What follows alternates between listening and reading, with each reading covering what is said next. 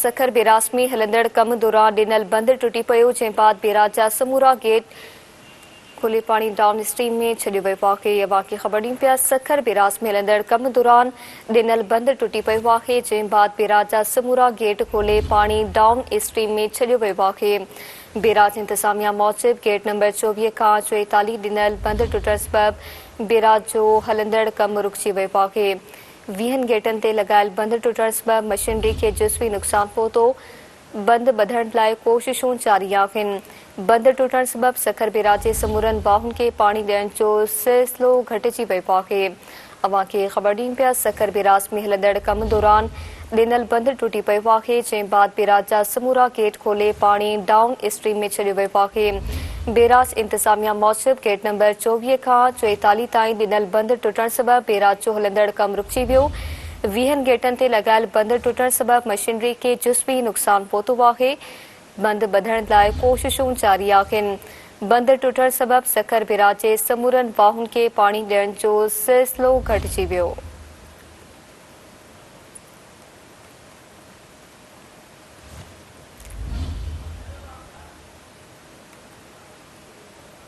Sukkur barrage में हलंदड़ कम दौरान डिनल बंद टुटी पियो आहे जंहिं बाद बेराज जा समूरा गेट खोले पाणी डाउन स्ट्रीम में छॾियो वियो आहे। बेराज इंतज़ामिया मूजिब गेट नंबर 24 खां 44 ताईं डिनल बंद टुटण सबबि बेराज जो हलंदड़ कम रुकिजी वियो। 20 गेटनि ते लॻायल बंद टुटण सबबि मशीनरी खे जुज़वी नुक़सान पहुतो आहे। बंद ॿधण लाइ कोशिशूं जारी आहिनि।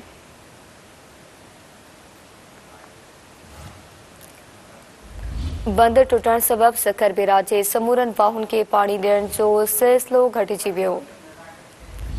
तफ़सील मालूम कंदासीं Sindh TV news reporter Nizakat Jatoi खां। जी निज़ाकत आगाह कजो।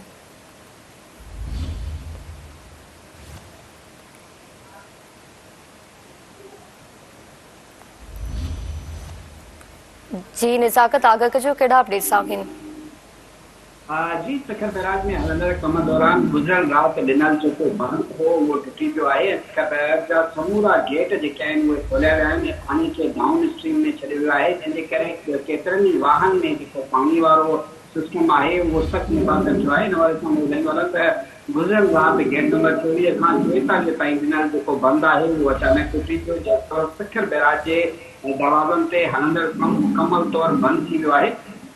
इन हवाले सां मां तव्हांखे ॿुधाईंदो आहियां त 20 गेटनि ते लॻायल जेको मुकमल बंदि हो उहो टुटी पियो आहे ऐं उनखे बंदि करण जे लाइ इंतज़ामिया कोशिशूं करे रही आहे। सखर बेराज जे वाहन खे जेको पाणी आहे उहो पिणु इन सां मुतासिर थियो आहे। इन वजह सां ॿुधाईंदो आहियां सखर बेराज जो जेको डीसिल्टिंग वारो कमु हो जंहिंमें सखर बेराज जे अप स्ट्रीम में जेके कमु हली रहियो हो ऐं मशीनूं डीसिल्टिंग वारो कमु करे रहियूं उहे पिणु जेके आहिनि उन्हनि जो पिणु कमु जेको आहे सख़्तु मुतासिर थियो आहे। उन खां पोइ उहो समूरो कमु बंदि थी वियो आहे। इन हवाले सां इंसानियत जो चवणु आहे त सखर बेराज जे इन बंदि टुटण सां जेको कमु आहे उहो सख़्तु मुतासिर थियो आहे ऐं कुझु ॾींहंनि जी जेका आहे उहा डिले थी सघे थी कम में या देरि थी सघे थी। ऐं इंसानियत जो चवणु आहे त हिन वक़्तु ताईं असीं कोशिशि करे रहिया आहियूं त हिन बंद खे मुकमल तौरु महफ़ूज़ बणायो वञे। पर हिन वक़्तु ताईं जो सूरत हाल मौजूदु जेको सखर बेराज जे अंदरि जेके सामान ऐं इक्विपमेंट हुआ कमु करण दौरान उन्हनि में 2 खां 6 फुट 4 फुट पाणी भरिजी वियो आहे ऐं इंतज़ामिया पारां उन पाणीअ खे बि कढण जे लाइ इंतज़ाम कया पिया आहिनि।